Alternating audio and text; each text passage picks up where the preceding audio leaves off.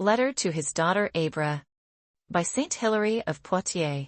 Abra laments her father's absence. I received your letters, in which I understand that you are longing for me. I certainly know this. I feel how much the presence of those who are loved is desired. Because I knew my absence was hard for you, I didn't want you to think I was neglecting you by being away for so long. I wanted to explain my journey and delays to you so you would understand that my absence is not out of neglect but for a good purpose. For my daughter, as I hold you as my only child and as dear as possible, I want you to live as the most beautiful and healthiest of all.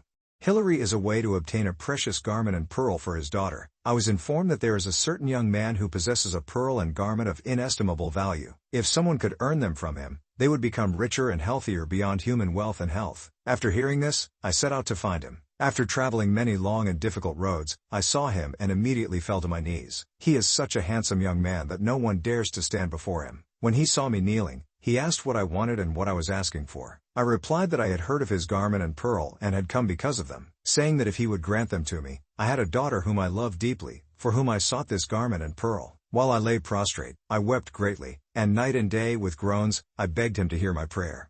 How valuable this garment and pearl are after this, because the young man is good and nothing is better than him. He said to me, "Do you know this garment and this pearl, which you ask of me with tears to grant to your daughter?" I replied to him, "Lord, I have heard of them, and I believed by faith, and I know they are the best, and true salvation is to use this garment and to be adorned with this pearl." He immediately ordered his servants to show me this garment and pearl, and so it was done. I saw the garment first. Daughter, I saw something indescribable. Wasn't any silk compared to its fineness just straw? Didn't snow seem dark compared to its whiteness? Didn't gold seem dull next to its brightness?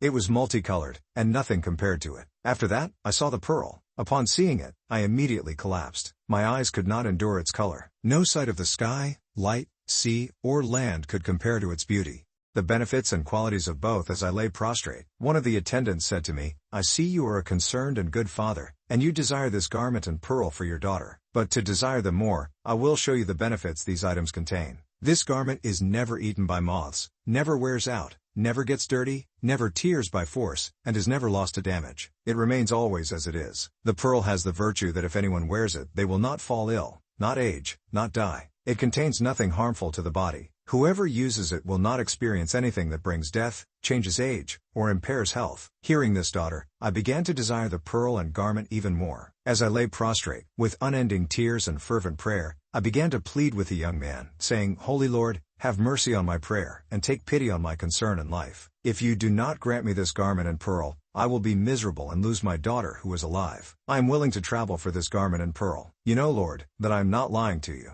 Hilary's daughter is promised these things, provided she discards vain ornaments. After he heard my voice, he orders, "Lift up," and he said to me, "Your prayers and tears have moved me, and it is good that you have believed this. And because you said you are willing to give your life for this pearl, I cannot deny it to you. But you must know my purpose and will. The garment I give is such that if anyone wishes to use another garment that is colored, silk, or gold, they cannot take my garment. But I will give it to the one who is content to be dressed not in a silk habit, but in natural colors and inexpensive fabric. Due to custom, the garment will have a very narrow purple stripe. Not even the purple itself will spread into the garment. The pearl you ask of me is of such a nature that no one can possess it who has another pearl. Other pearls are either from the earth or the sea, but mine, as you yourself see, is beautiful and precious, incomparable and heavenly, and does not deign to be where others are. For my things do not fit with human things. Whoever uses my garment and pearl is healthy forever, does not burn with fever, is not open to wounds, is not changed by years, is not dissolved by death, always equal and eternal. However, I will give this garment and my pearl to you who ask, so you can bring it to your daughter. But first, you must know what your daughter wants. If she makes herself worthy of this garment and my pearl, that is, if she does not want to have silk, gold and dyed garments, if she hates every other pearl, then I will grant you what you ask of me. He encourages his daughter to use modest clothes. After these words, "Daughter, I rise happily. Having this secret, I made this letter to you, begging you through my many tears to reserve yourself for this garment and pearl and not to make this old man miserable by losing such a thing, if you do not have this garment and pearl.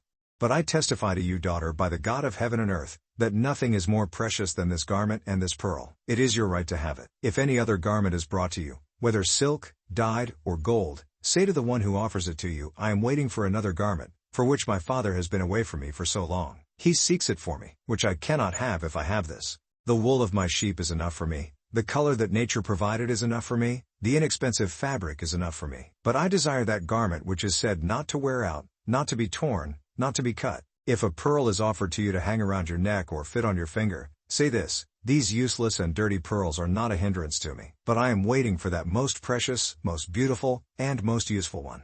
I believe my Father, because he also believed the one who promised it to him, for which reason he signified to me that he is even willing to die. I am waiting for this, I desire this, which will provide me with health and eternity. He awaits his daughter's reply. Morning and evening hymn, Mother of Abraham?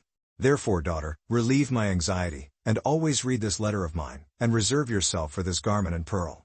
You yourself can write back to me with any letters, without asking anyone, whether you reserve yourself for this garment and pearl, so that I know what to answer to that young man. If you desire it, if you expect it, I can happily think of returning to you. When you write back to me, then I will tell you who this young man is, what he is like, what he wants, what he promises, and what he can do. Meanwhile, I have sent you a morning and evening hymn so you always remember me. If because of your age you do not understand the hymn and letter, ask your mother, who wishes she had given birth to you by her own manners to God. May God who gave you birth, guard you here and in eternity, my most beloved daughter.